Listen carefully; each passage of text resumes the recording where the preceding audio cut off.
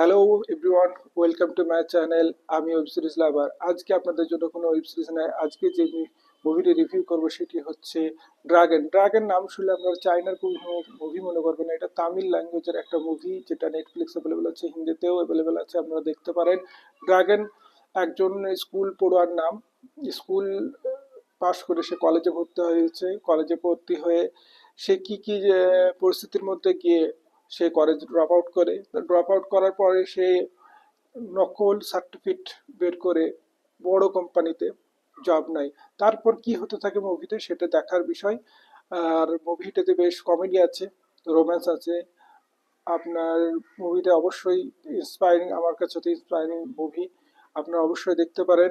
নেটফ্লিক্সে আপনার 20 March release হয়েছে। এর মোটামুটি বাজেট হচ্ছে 37 কোটি টাকা।